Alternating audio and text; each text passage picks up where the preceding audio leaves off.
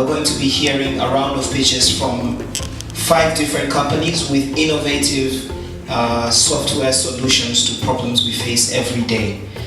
Before we get to the contestants and the pitching, I'd like to introduce our judges. I hope I do them justice. You judges, you have one microphone on your table, which I guess after I introduce you, you can just say hi with, so we know what you sound like and you can correct the worst of my mistakes. So, at the table we have, of course, everybody's already well aware of and has heard from Isaiah Zakaria. He is one of the co-founders as well as the CTO of SomaApp. So he's the tech mind behind so many apps that you're going to be using. Isaiah, please say hi.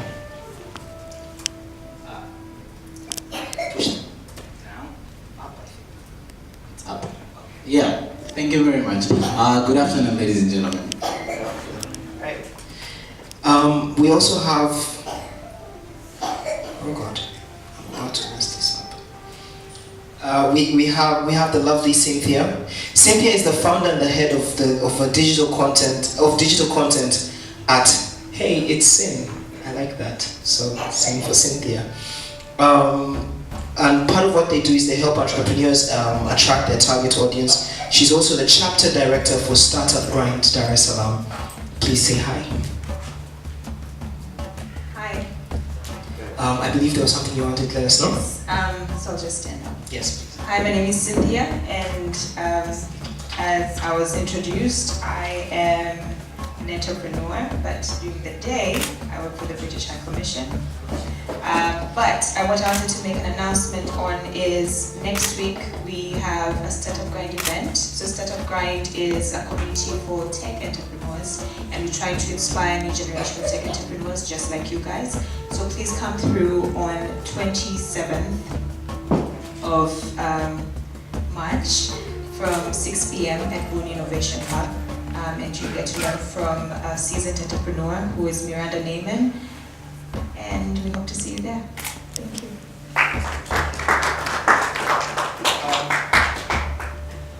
We also.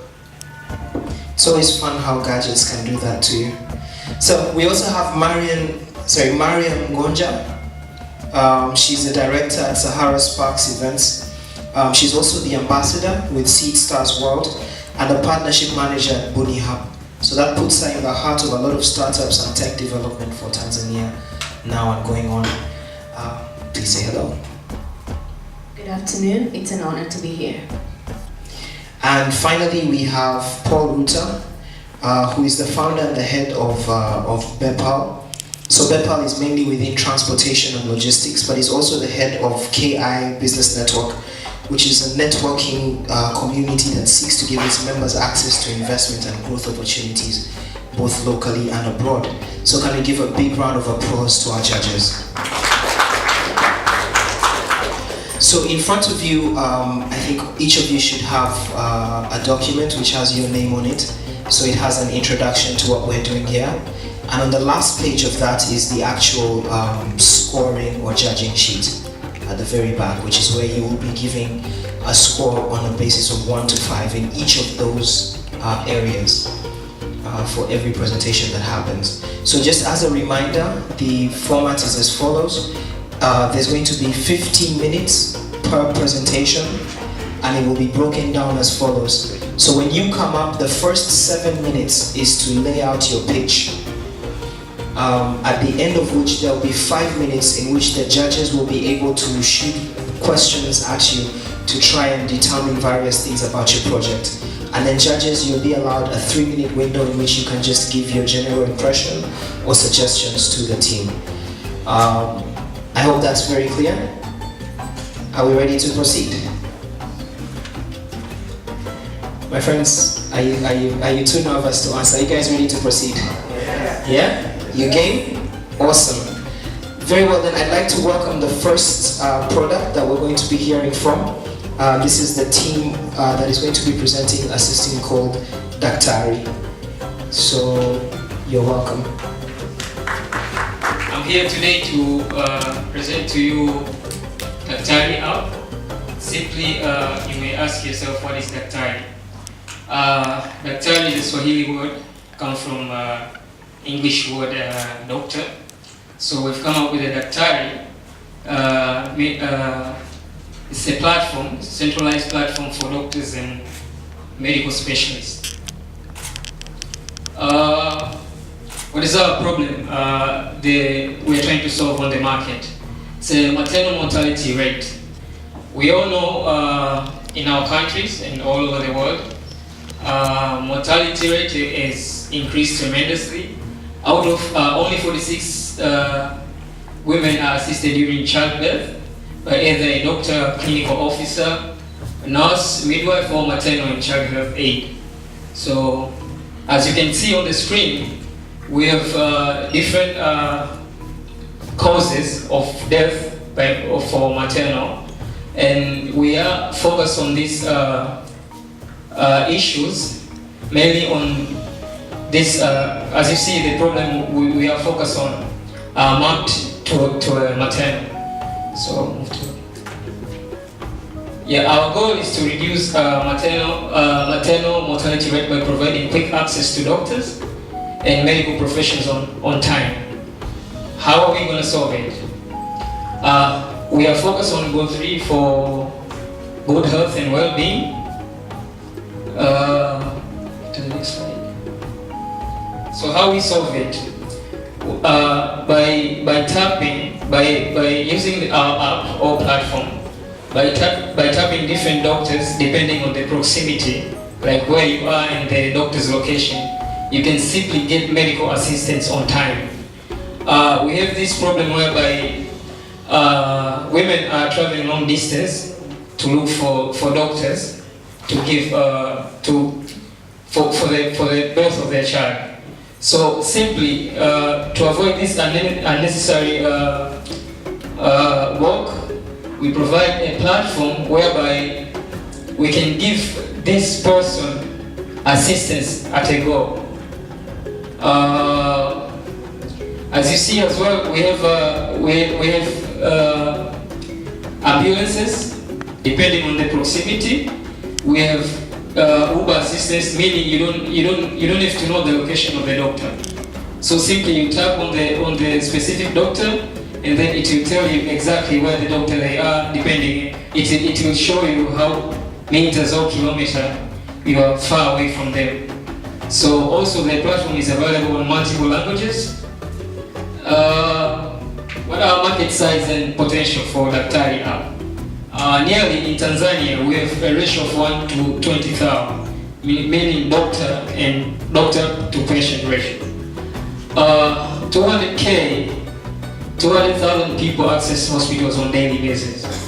So to avoid inconvenience of booking appointments, we have Daktari app whereby you can place an appointment to a specific doctor, whether they are dermatologists, dentists, cardiologists, you name it. We have those different categories on the platform. You can actually choose different times, date and time, and you can actually book an appointment in different hospitals for different doctors. So we have that in place. We have users. Now, according to CCRA 2017, we have 23 million users who can access the internet.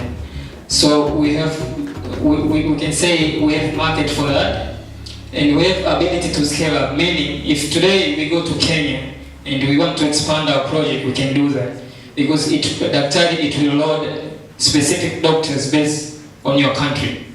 Okay, and then we have increase on smartphones. They become cheaper and cheaper as time goes by, and on the Daktari app we have different payment solutions.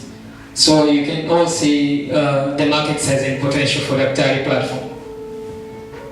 So this is my team. I'm here with Kiaruzi today, and let me show you the quick demo for Daktari. I've opened the app. I get different doctors, as you see, maybe a dentist, or as well as I can check for, let's say here, Jigula. So I can tap on the details, I see the profile of a doctor, I can see how much they are charging, I can directly call. The app will actually show me how far I am from the doctor, and as well I can see where exactly this doctor is the medical center they are working on. Also, if I don't know the location of the doctor, I can simply tap on the Uber, and then Uber will map the location of the doctor, and then it will give me the charges. I think internet access is an issue. So it will show me the directions, and I can request Uber. And as you see here, I can actually place an appointment. I can select date, maybe 28, and then I can choose, and then I can select time, and then I set. So the doctor get notified about the appointment. They can check their schedule, and they can accept or go into one-on-one chat, and they can come in contact with the patient. So we have one-on-one chat, we have inbuilt call, we have Uber request, we have a feature where you can place appointment. So for this solution, we believe it will be a savior to our society. Time is up. Thank you. So I'm just giving a big hand. Thanks. So I would like to welcome you for the questions. Yeah. So we'd like to welcome the judges. You have 5 minutes to spend on Q&A, which starts now.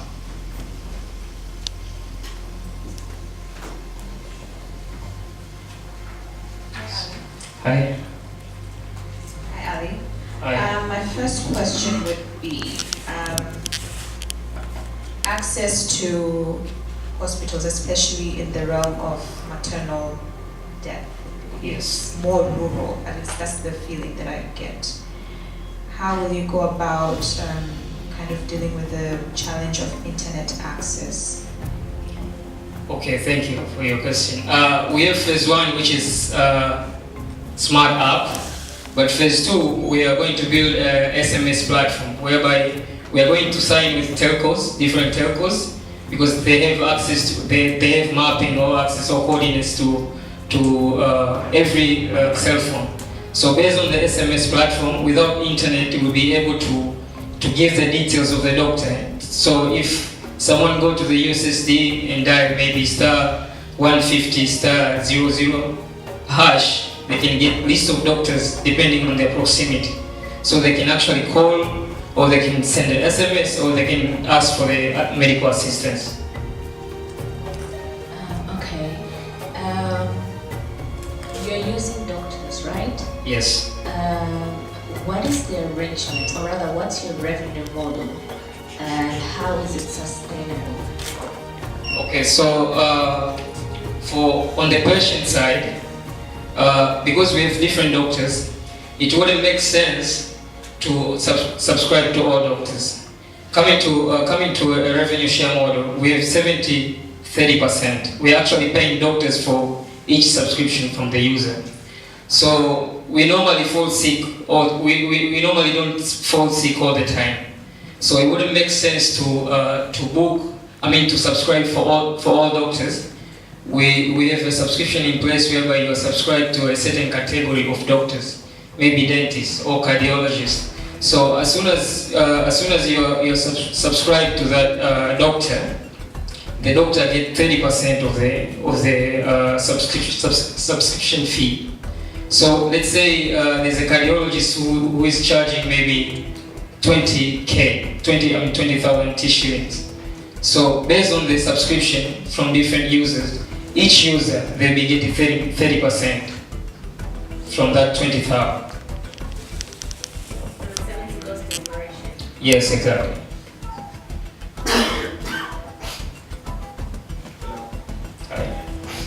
Hi, Ali. A good presentation. Good app. One question: Why did you guys decide to limit the app only to maternal problems? Why not go to a wider space within the health sector? Okay. The problem we see, we are focused on the for Sustainable Development Goals. This app is not only for maternal. Maternal is just we're trying to solve this because we've seen it as time goes, it grows rapidly on our society. But the app actually, it can be used by any person. Like if you need a doctor today, here you are. You can actually look for different doctors depending on the proximity. Like you can actually see maybe the doctor is nearby you, and then you can actually call them or have a chat. You can actually place an appointment. So it's not only for maternal, anybody can use it. And my second question is, did you do any research as far as the usability of mobile phones by the so-called users or your target market? Yes, we did a research last year, and over the time we tried to modify the app, and one of the features users asked us was if I'm not sick. But the security around health information, you had mentioned somewhere before that there is you can go on a one-on-one chat with the doctor. And what is the security around that? You have to look at with that. You just probably make sure I would say when you present that to someone, because it's a very crucial topic.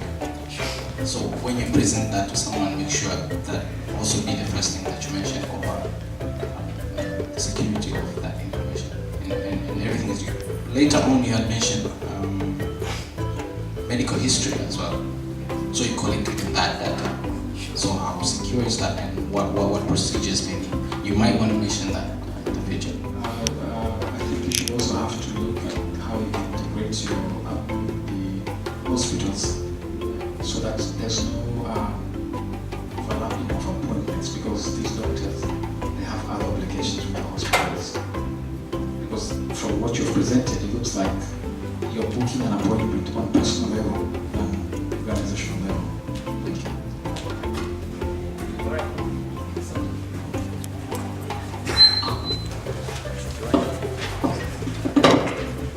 Let's give him a round of applause. He is not.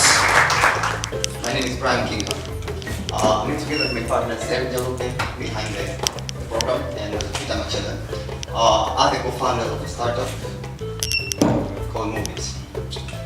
Okay, estimation of the duration time of the delivery and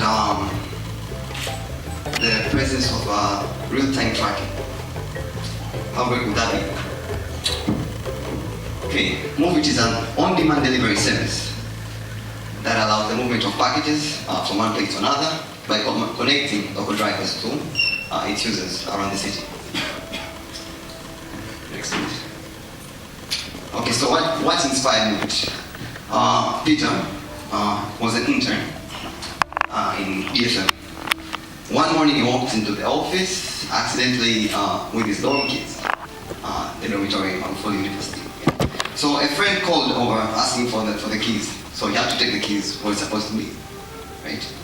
Although he got the keys where it was supposed to be, he's available options for making the service work. The possible ways to make that work was either take a dollar, a motorcycle, go forward delivery service. You might be wondering. But the thing was, he faced consumption in time. He faced some cost, and he faced some cumbersomeness. So due to that, Peter Machela came with an idea. Let's create a platform that will deal with these issues. So what if Peter had the mYouth app? I mean, how fast could the delivery request take place? Let's see.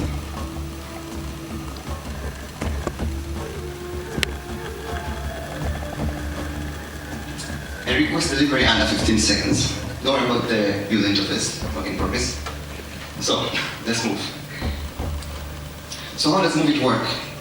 Okay, a user requests delivery from mYouth platform.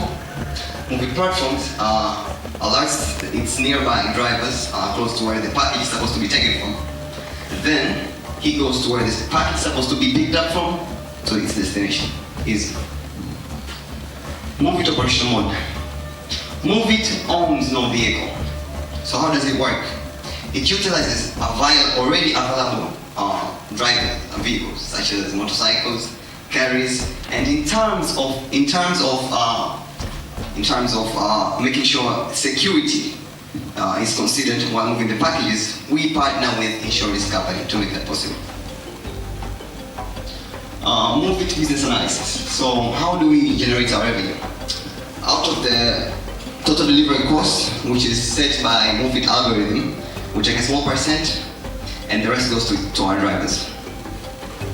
These are examples of the common routes and how the cost is generated by the mYouth algorithm and the cuts between the driver and mYouth. Next. So mYouth has set prices that are viable to both customers and its drivers. How did we know this? We conducted a simple survey where we visited a couple of stands, bus stands, where we met local drivers in terms of the motorcycle, the boda boda. Okay. So out of 10 boda bodas, we asked about how the prices were for them. Was it ideal? If they could have taken the delivery service. And out of 10, 7 said yes, and 2 of them said no. And out of the 10 users that we asked, who could be able to use the service as users, out of the 10, you can see 8 said yes and 2 said no. Okay, next.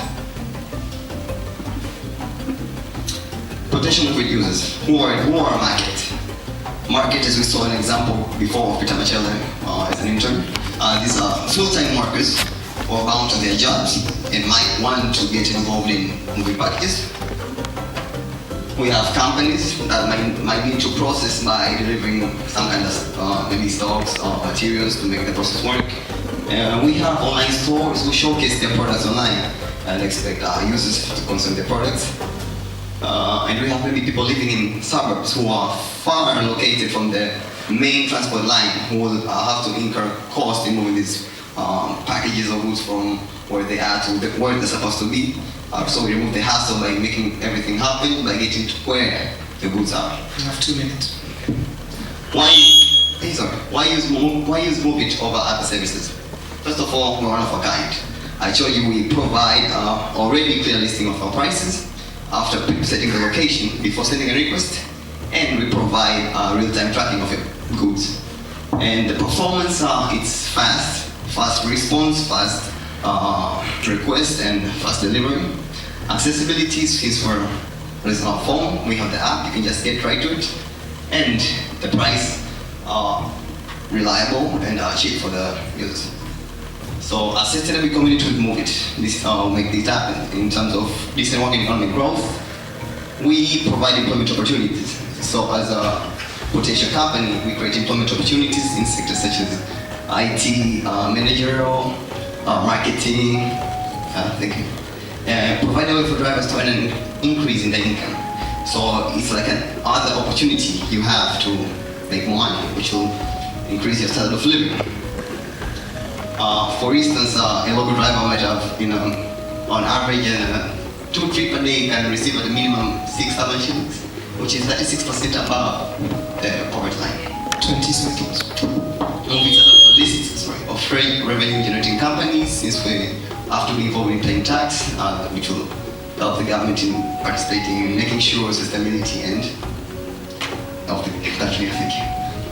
Foster innovation goods and transportation, utilization of information, communication, and technology. This is done by using the information that we have to provide a simple and easy way to use the app. Thank you. Thank you. Your time is up. Judges, you have 5 minutes for Q&A. Begins now.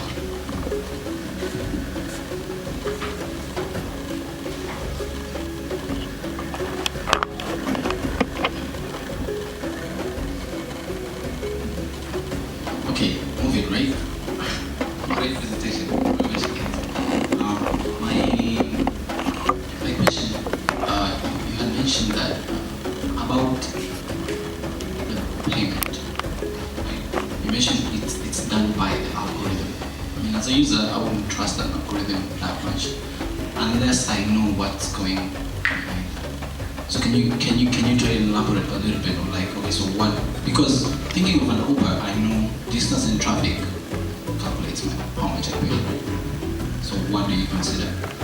Okay, when we calculate the price, first we have a base price that is 2,000 for 5 kilometers, and for each additional kilometers we charge 700. That's for motorcycle, because motorcycles don't incur what is traffic jam, but for traffic jam like cars, there's another algorithm that includes the weight or the bigger the size, like what are you trying to move? You're trying to move, let's say, furniture, or you're trying to move cement, also the road, the jam, to create the Sorry. Right there, do you have a specific unit that you measure? Maybe a package this big or this heavy? No, right now we haven't yet done that, but we're on the research, trying to talk to these guys with the carry codes, so that's how they charge and everything. So yeah, right now we have started with just motorcycles because it's simpler and not that complicated.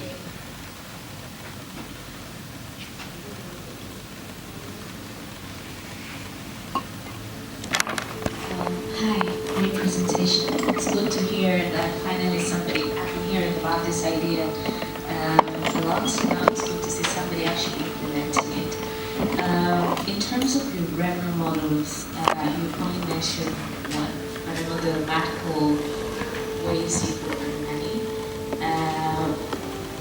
I'm actually a bit concerned about, so the kind of, do you measure on distance, or do you measure, and how cheap is it actually? Because there has to be a difference on a normal taxi and a taxi, or a boda or a Bajaj from your app, because that's how it's going to be unique first. Because Uber can actually right now introduce the same thing. They have the power, they have the platform, they have the user base. So what unique in terms of pricing, because people also care a lot about pricing. Have you thought about it, and maybe how unique is your? Our prices are quite a little bit low compared to Uber, or if you individually take a motorcycle to deliver something, they're quite low. Yeah, we have done a research. As for example, if you take a boda from Posta to Mwenge, it's going to cost you almost 10,000 or 8 to 10,000. I personally take a boda to college from Posta, it cost me 3,000, and I just studied DIT. Okay, and my additional question, what will you do to make a person come back to your platform? I mean, what will stop me from me? Because if I do it for the first time, I have a taxi deliver, so I know this taxi is reliable, right? This taxi driver is reliable, because that's why you have them in your platform. What will make me come back and use the platform and not take the driver's number and call him whenever I need, to have my stuff delivered? It's easy because, we are looking at point like you use your mobile phone always, so it's easier to get your mobile phone and do the. Also, we provide security. We provide more security insurance. Like we guarantee you're good, you will be safe, and if you have any damage, you'll be fully compensated.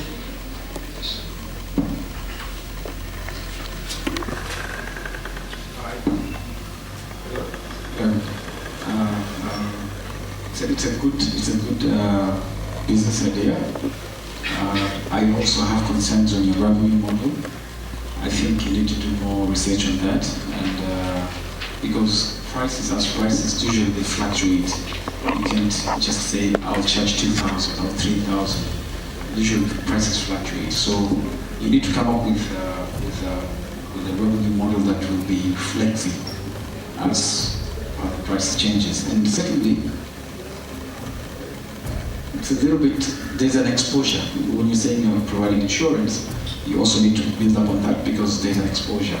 Someone could be transferring probably a package that's containing goods worth 10,000 shillings, but how will you check or be sure that that's 10,000 shilling worth of goods? And someone will claim it later, maybe I was depositing 2 million shillings worth of good. So there's a little bit of exposure, but generally your app is good. You need to improve on those areas. Thank you. Okay, so the Q&A time is up, but it looks like we've sort of naturally moved into feedback and thoughts on the same. So we'll just carry on this for 3 minutes with general feedback. Advice I'll give the upcoming teams as well and the judges. So during Q&A, because time is limited, make your questions as succinct and to the point as you can. And for those of you responding, do the same so we can have time for more. But let's continue with just these closing remarks and general feedback. Please go ahead. Hi guys, thank you for your presentation. My feedback is on your market. I appreciate that you said who you'll be targeting, but it would be nice to kind of give numbers. So this maybe number of people, maybe 4 million people transport this and that. The other thing is, thank you for trying to tell the story and situating the problem to a story. Okay, I have one sort of advice. Opinion. I would also love to hear a lot more about your understanding of like industry, not just your product. Understanding of like who are the other players in the market, like what challenges are they facing, what difficulties do people say exist with using that option, and how are you combating that? That really would show you an understanding of not only your product but as well as the industry that you.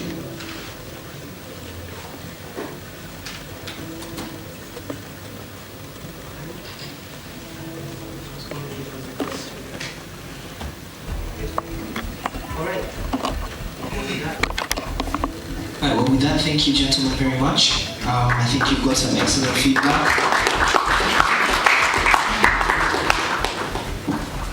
Regardless of the outcome, I recommend you spend some more time with Paul. He's a guru in the logistics side, and that looks like what you're trying to disrupt at this point.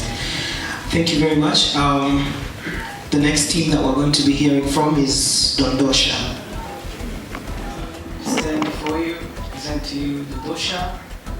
First, I'd like to acknowledge the presence of my colleague, my right-hand man, Gano City. To start,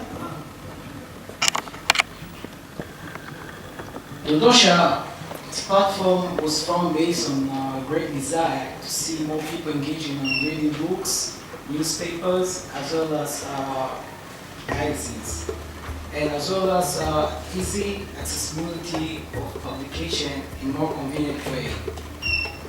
For about like half a decade, there's challenges that publishers have been facing, and that's due to the rise of digital era and as well as logistics. In logistics, you can imagine a new publication, example like in Tanzania, has released the new newspapers in the morning. Like someone in Dar gets right on time, but someone in interior in Songea will get it perhaps like on 1 p.m. in the afternoon. Now, in Dondosha, good thing about it is that when it comes to getting a publication, same guy in Songea in Dar, they tend to get on right on the same time. But not only that, but as well as the challenges that in publication, university students that have been facing is like acquiring learning materials. There have been real big challenges. You can see like university student getting their daily notes might incur them a cost of approximately like 2,000 shillings. For a life like today, for a university student to spend 2,000 shillings, it's really expensive actually. But with Dondosha, it's a platform that gives a lecturer like a medium to share the learning materials, notes to to their university students at a free cost. Yeah, there it is. Ndosha, since it started, it's about like 2 weeks now. And you can imagine, right now, there's 2 universities that had requested, and actually they've already started putting their notes, and that's the SJ, there's some School of Journalism, and as well as the University of Science and Technology in there. Currently, these universities, they use the Ndosha the lecturers use the Ndosha to share the learning materials notes 2 minutes. to their students. There's forum section. In forum section, we enable viewers to share their views regarding on a particular publication. And there goes the widget. Good thing about the widget is that we empower publishers as well to sell their publications on their websites. Today in Tanzania, they sell their publications on their official website, and they're looking forward to intensively move in digital, like more than 100%. And also, we do have other widget, that's affiliates, whereby clouds, as a medium, they use affiliate widget of Ndosha to resell the publications on their website. So, our breakfast now, the make extra income through that widget.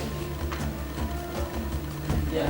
On a daily basis, we distribute publication to approximately more than 200,000 people per day through a mobile application that's available on Android and iOS, and as well as through the widgets that are available on their website, several websites, and as well as on their affiliate websites. The revenue share is based on publisher. It's 70-30, whereby we get 30%, publishers gains 7%, and on affiliates they make extra income whereby they get 10% of the sell.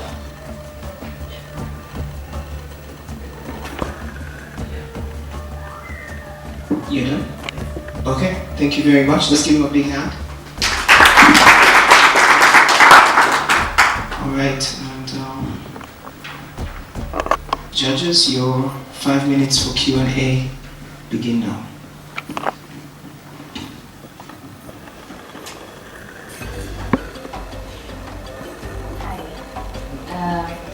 The first thing, let's start with feedback rather. I think you have a good product, but you're struggling to explain it. Up until a few slides at the end, trying to understand what you're trying to sell to us, or rather what is the problem that you're trying to solve. My question is how unique the product is, because I know in the market there's already products trying to sell newspapers, and what has worked with them, what challenges have you noticed from it and you're solving.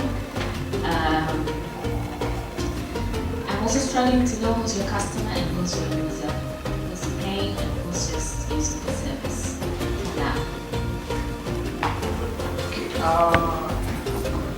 Yes, there's other application that exists on Play Store also that sell newspapers. Now, what makes the Ndosha unique is that you give an opportunity to a reader to express their views, opinion regarding a particular publication.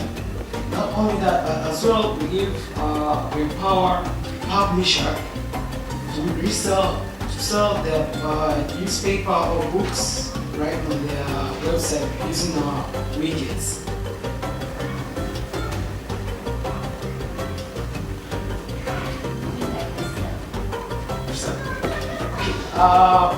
We do have an affiliate widget whereby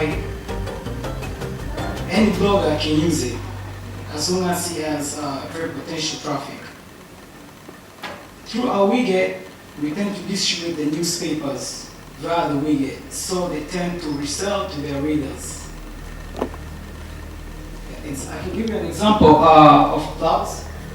Clouds, on their official website, there is a Ndosha widget, whereby we distribute the publications, like newspapers.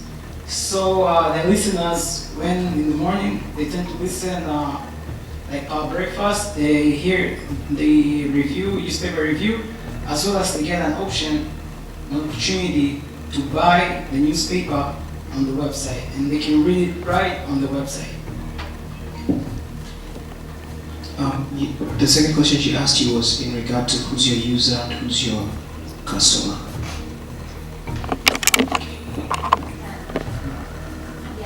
A user would just use, if I go to the Cloud's website and read the paper, do I have to pay for it? Yeah. What's the mode of payment?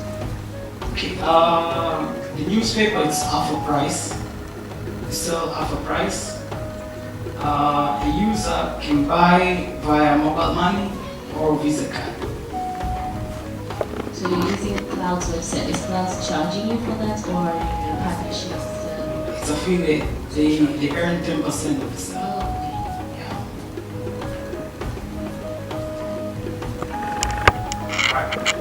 Hello? Why did you decide on the name Notion? Okay. I never wanted to use like some technologies like mobile paper. I'm still struggling to understand why the Notion, why you care about it, yeah? So the way you present it, because you need to get a feeling of the people before they can, start attempting to listen to you, okay? So you need to improve on that. So if you have a good product, just learn how to sell it. Because I'm sure if you're a visual carrier, it's very easy to express your feelings with these kind of things, because that's how you need to get people attention, okay?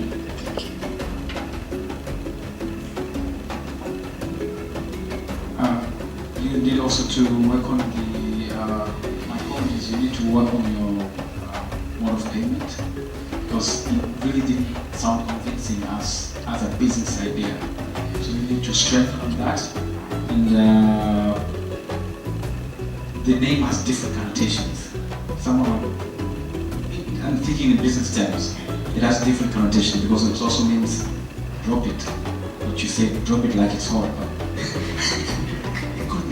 could mean somewhere to drop things. So try to work around on how to brand it so that it has a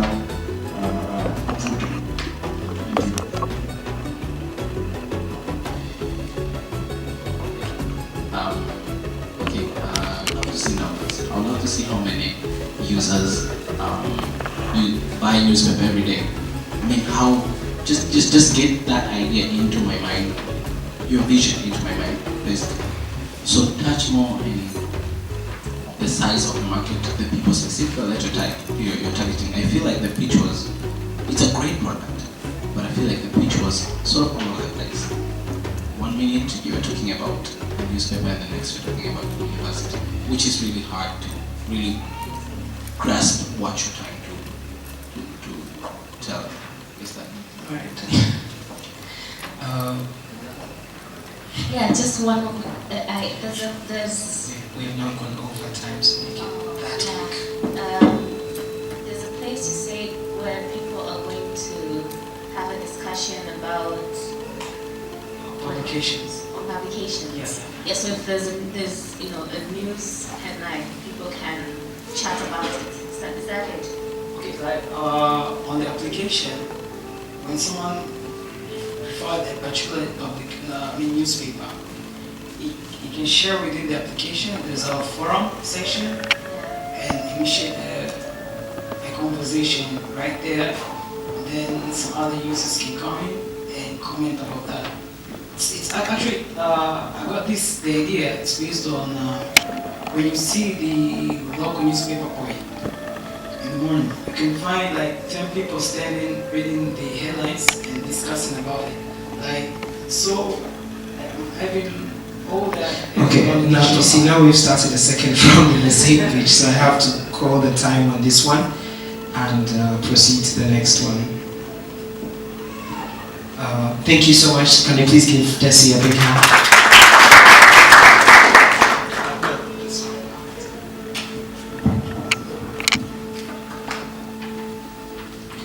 again to judges as well as contestants, try to phrase your question earlier so that you can hit it within 30 seconds or within 15 seconds your question has been asked, so that there's also space for the other judges to bring up different points of view.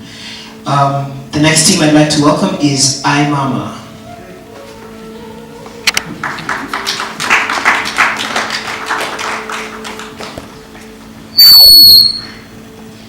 Okay, so clearly your name already makes an impression.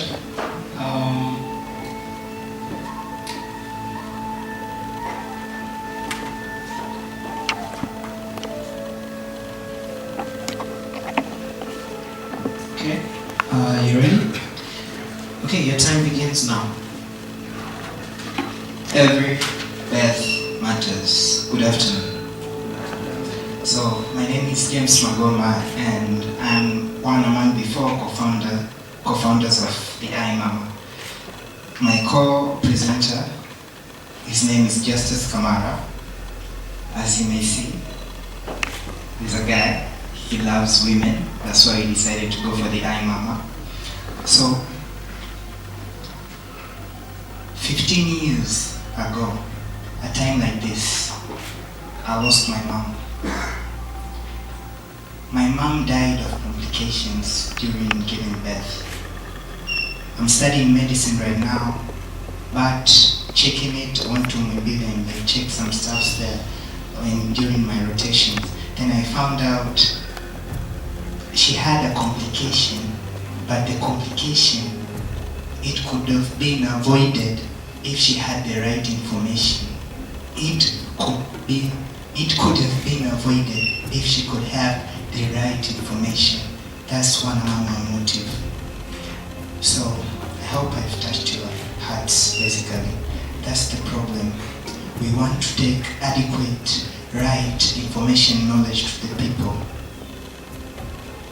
I'm dripping out my emotions. I would like to cry, but I'm a guy. I can't cry right now. So please, Justice, we did a lot of research coming up with this application. So my colleague Justice, we studied medicine, so we attended a lot of conferences. And basically all those conferences, they were complaining about the very huge increase of maternal death in Tanzania. So we are scaling out using local languages, using the right information, right approach, developing an application. We have developed an application. We have developed an application. I will repeat this again. We have developed an application. To which this application, I would like my colleague Justice to further on continue. Thank you. Good afternoon.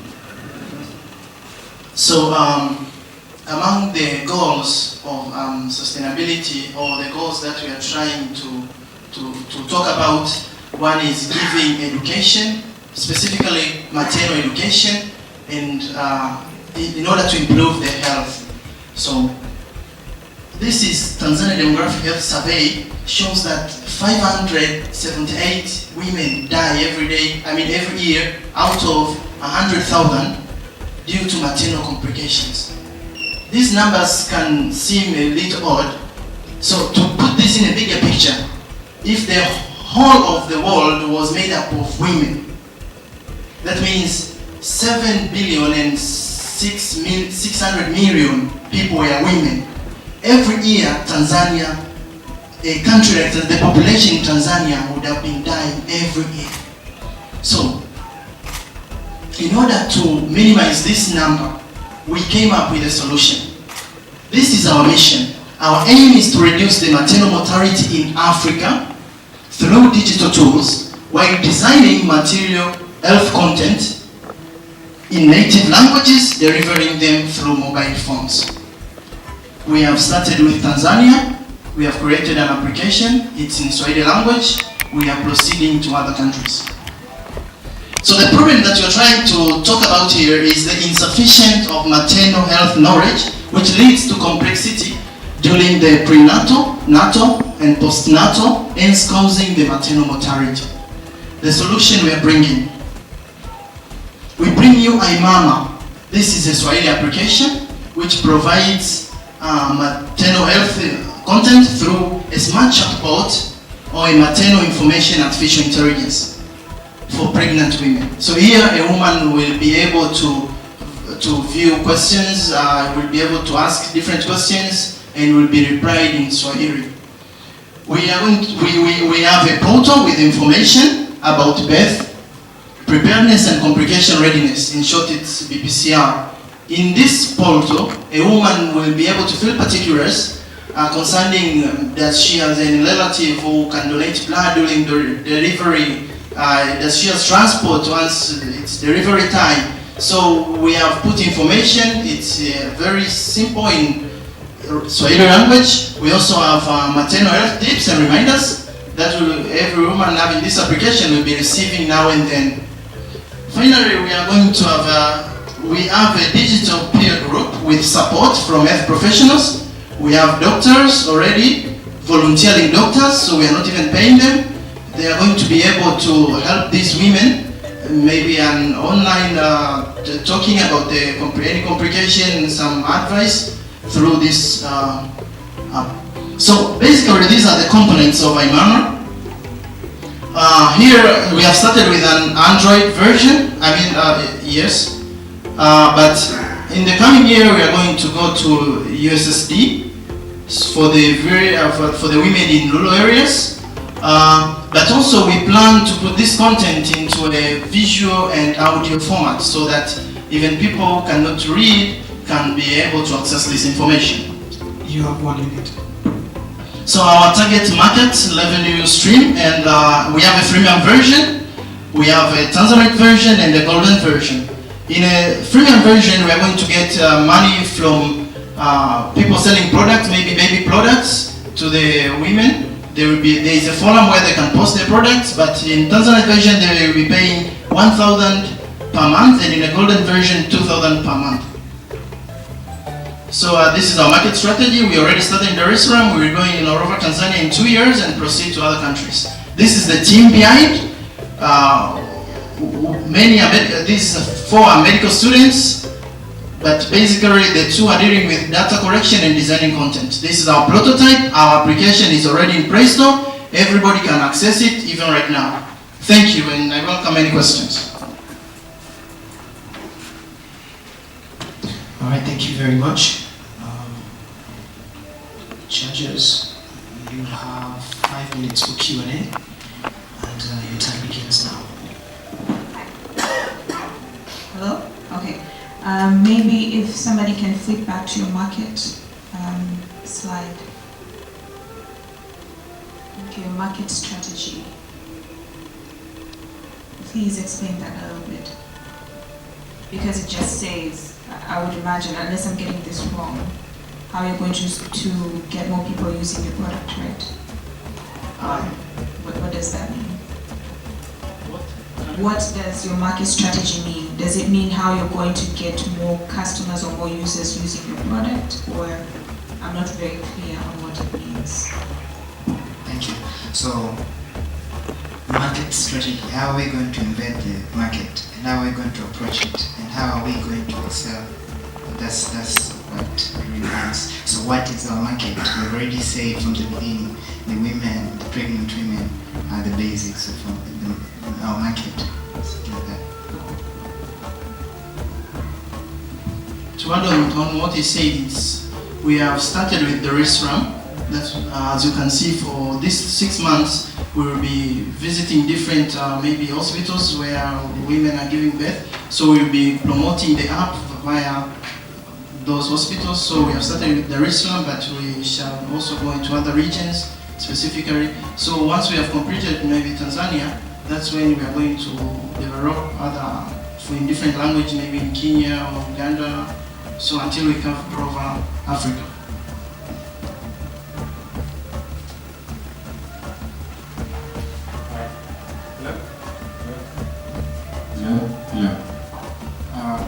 I see a little bit of exposure because we provide information regarding issues of maternal, and as you mentioned, the whole team is students.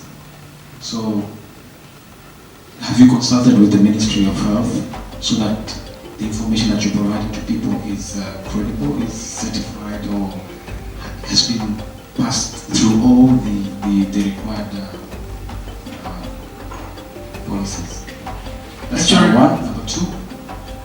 Okay, go with that first.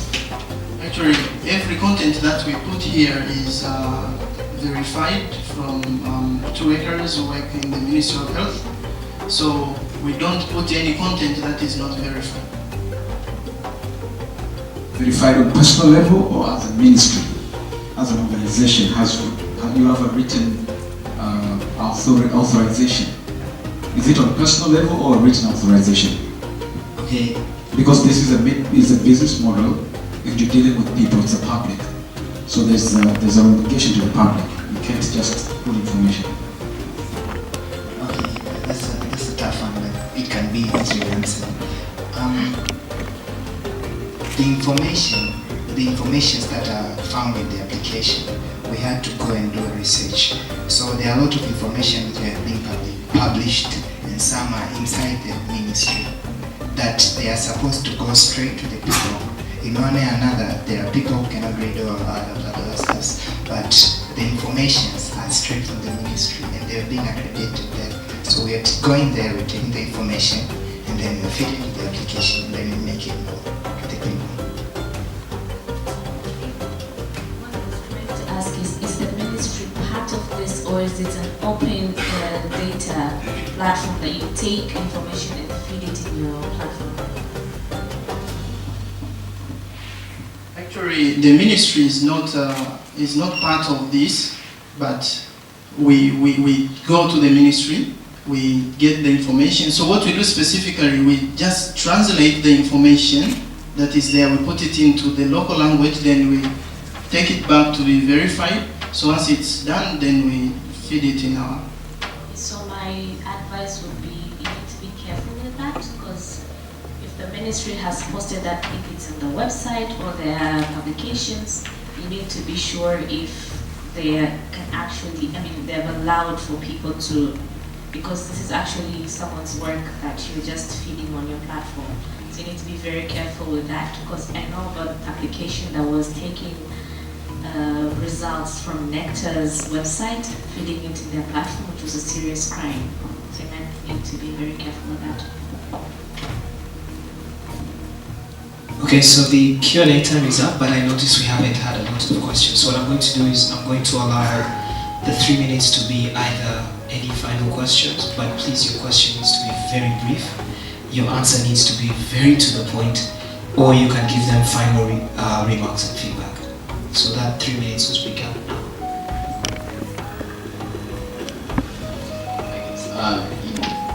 A rather emotional presentation in the beginning. One thing that you guys had mentioned is that we create content.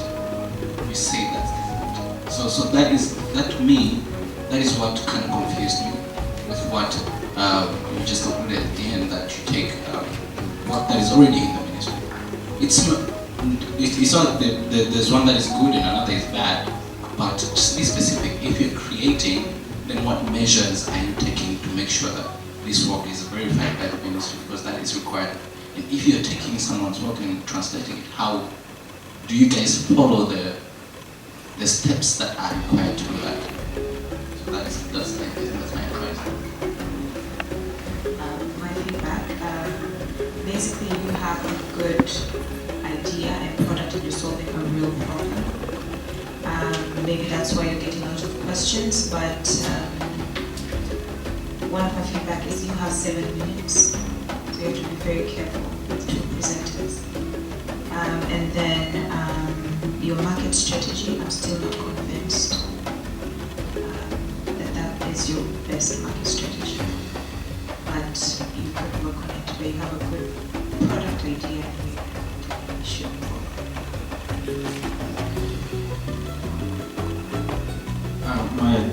My comment is you need to, because you're competing into international forum as well, if you manage to go through.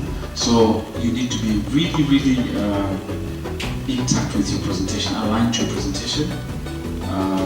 Don't run around and like you repeated several times. Like, this is an application.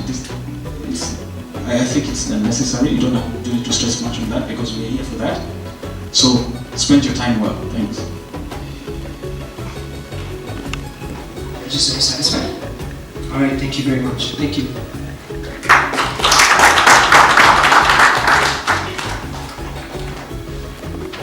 Awesome. Okay, so and last but not least, I would like to welcome the team from the Mtabe app.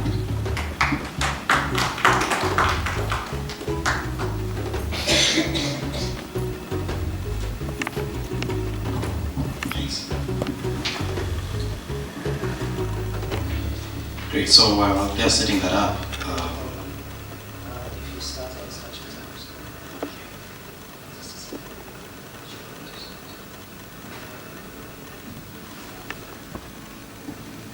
Okay, your time starts now. so out of 10 people in Africa, only 3 people have internet access. And if you look at it from the Tanzanian context, although the internet penetration has been increased, that most young people are still found in the rural villages where internet is challenging. And I've worked in the education technology space. I founded mYouth, we've been running it for years, and we have at least 22,000 monthly active users from 10 countries. So I understand how EdTech affects people. But one thing that we have been doing wrong, and by we I mean people who are into EdTech space, is we have been marginalizing people who don't have internet access. We have been importing innovations without taking into consideration that most people are available offline. So that's what Mtabe is for. My name is Given Edward. I'm the founder of Mtabe, and what Mtabe does is it provides instant curriculum-aligned answers to secondary school students. And the way this works is a student would visit the App Store or our website, and once they do that, they will download the app. Once they download the app, they will log in with a single click, and then after that, the student will ask questions, and they will get their answer instantly. Now, understanding that our market is one that is diverse, we also have an offline solution for the 7 people that I spoke about earlier. These are people who don't have internet access. So what they do is, they send a message to a short code that we have assigned, say 9, 10, 11, and then they ask the question. So it can vary any kind of content that they need, they can ask for it. And we have made this possible through the use of artificial intelligence so that we can get this content available instantly. We believe that good innovation is one that uses the technology that people already have, can afford, and know how to use. That, personally, is my definition of good innovation.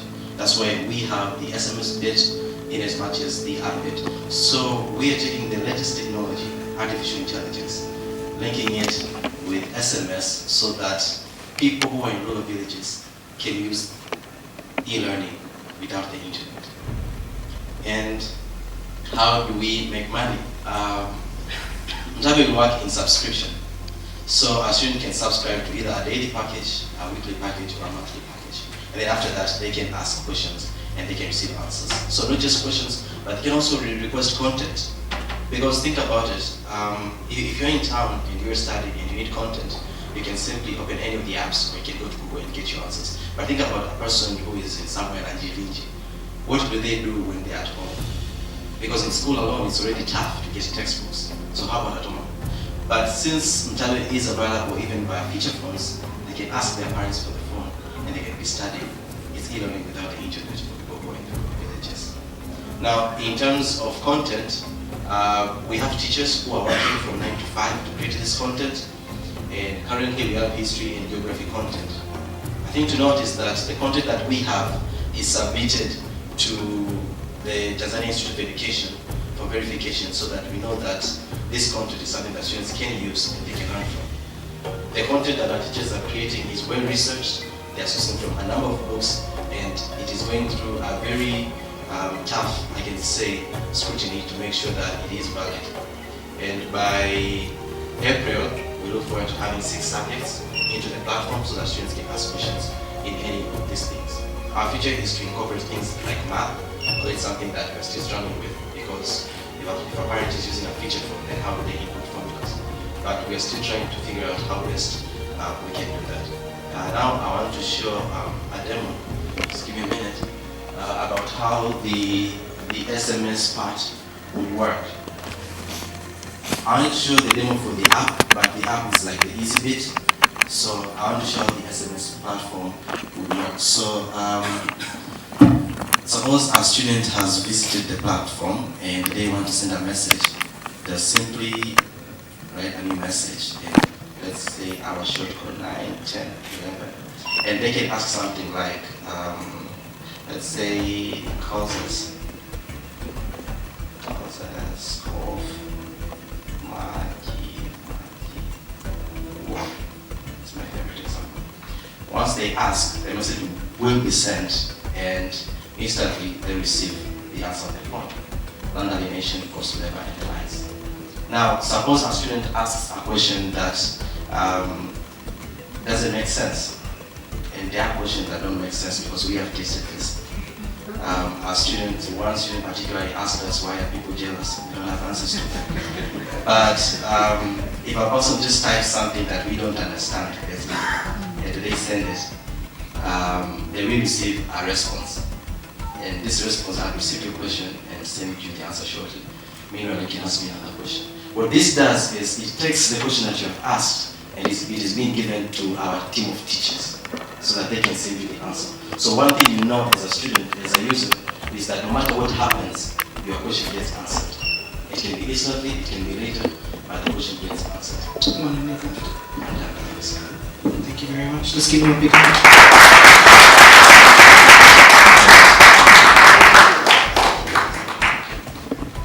Okay, so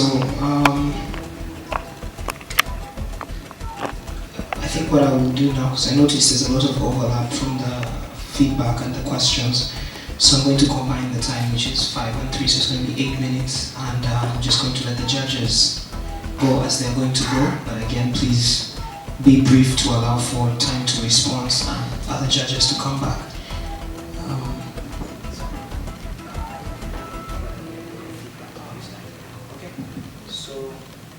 Judges, your time starts now. Hey. Did I miss your revenue model? You actually did. No, you didn't. I spoke about the subscription model. Yeah, but I want to add something onto that.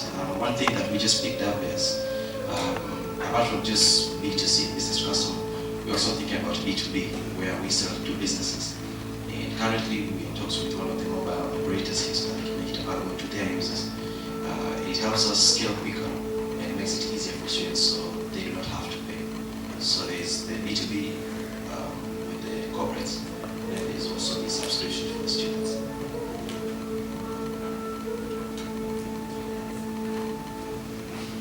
Awesome, great. Right there, I saw vouchers. Yeah. You great. Can you talk about the vouchers? The vouchers is an idea that we will implement to help people who are in rural villages. So the same way you go to buy airtime, it's the same way you can buy this. But one thing we also picked is we can partner with people like Maxwell people because they're all over. So that a student can just go to the shop and say, I need a tablet. Then after that, they get their subscription. So it will work in that kind of manner. It also helps us avoid having to manufacture the vouchers because the infrastructure is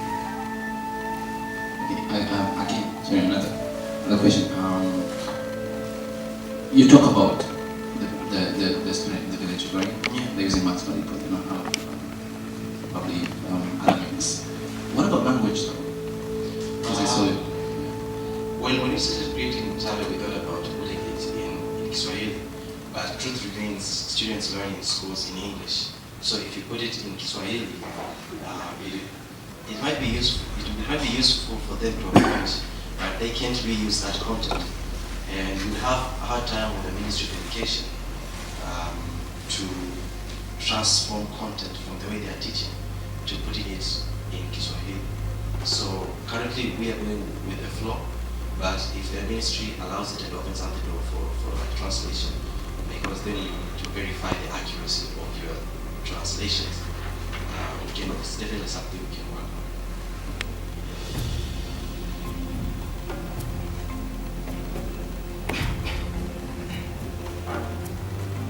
Okay.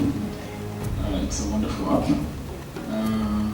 My question is, in terms of the size of response, because you said your customer would subscribe. It's a weekly. Maybe you give us an example what sort of subscription and the size of response. Like, for how long can he be using or getting the services with one subscription? Okay, so the way this would work is the same way students message a friend, or the same way you join, I don't know, or TV stream. You subscribe, you pay some fee, then after that you can send a message without paying for it. So it will work in the same way. You subscribe for a day, then for the whole day you can ask a question. One thing we're thinking about is how we can put a cap on that, because then since we are paying for the SMS for their fee, we don't want to overcharge ourselves. So a person can pay 1,000, and at the end of the day they're sending 100 questions, which is way more than 1,000. So we're still trying to figure out a specific cap, but we want them to pay per day, a week or a month to be asking questions. About the size, if you have noticed, we are putting our bits to be small because we understand feature phones have 160 character limits, so we are putting it to be very small, although we have comprehensive content. But if a student wants more content, then they can just ask us for more content that we'll send it. Actually, my second question is, it's only for these phones which are not smartphones. You don't have the solution for those ones with smartphones. It's for both, actually. When we started with the app, but for this presentation I've put more emphasis on the SMS, because apart from the technical side, that is the one that we struggle with the most, but it's also the most beneficial, and it's the hard path towards trying to get education to people out there. So we have it for both sides. Going forward, we're looking forward to making it possible for students to don't even need to download anything, because this app, the way we have created it, is we can put it in the apps that they're already using on their phones. So we're just trying to reduce the load. So the system is already active now, as we speak? It is active. We haven't rolled it out to public. How many users do you have now? No, we haven't rolled it out to public. We have tested with 58 people, and we did a focus study with students at Kivasila, asking them how much they would pay. Some of them said they would pay 2,000, some said they would pay 10,000, and the variation within that range. Although what we're looking forward to is another 50 a month, which is like 3,000, and then the student can ask anything they want. The good thing about this is you're not confined to just the subjects which you're studying. So if I'm a Form 2 student, I'm not confined to just Form 2 students, Form 1 to Form 4, all these subjects. So it's cheaper because right now, if you go to places like Chini, you are paying 15,000 for just a single topic. But with this one, you are paying 3,000 for the entire online content.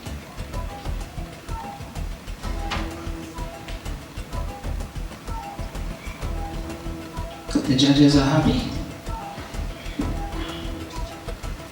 I don't have a question, it's more feedback. I liked your presentation and how you situated your problem, and particularly the fact that you are concentrating on the more marginalized group who do not have access to internet.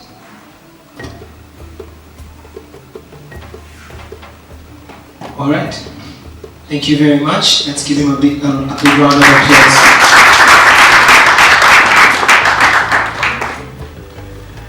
So that was the last of our presentations. We're now going to take a short, it was supposed to be half an hour, but in the interest of time, we're going to cut it down to 15 minutes.